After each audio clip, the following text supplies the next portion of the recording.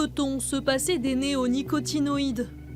Existe-t-il des alternatives efficaces pour les betteraviers? La réponse se trouve peut-être dans cet établissement. Près de Laon, l'Institut technique de la betterave mène des expériences sous une serre de 200 mètres carrés.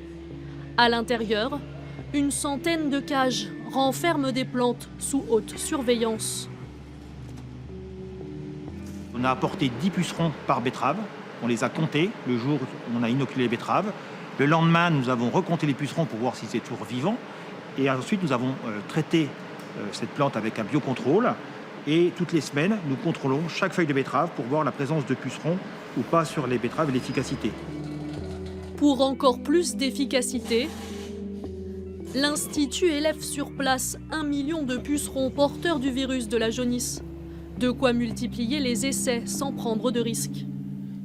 L'avantage de travailler sous serre, c'est de pouvoir faire plusieurs cycles de culture par an et de pouvoir tout contrôler. On sait le nombre de pucerons qu'on a apportés, à quelle heure, quel jour, quand est-ce que nous avons traité, selon quelles conditions, pour mettre le produit dans les meilleures conditions possibles pour qu'il puisse travailler. Et à partir de là, une fois qu'on a son pédigré, savoir s'il est efficace pour lutter contre les mysus, on peut l'emmener dans les champs, dans des surfaces plus grandes.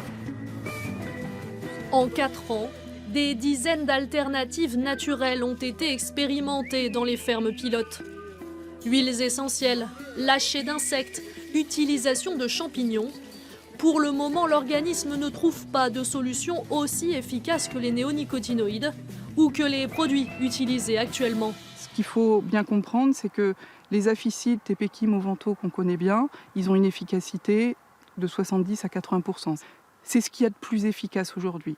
Toutes les solutions alternatives qu'on teste, que ce soit du biocontrôle, des plantes de service qui vont perturber l'atterrissage des pucerons, ça a une efficacité de 30 à 50% et c'est plus cher. C'est à 2 à 4 fois plus cher que les solutions aphicides.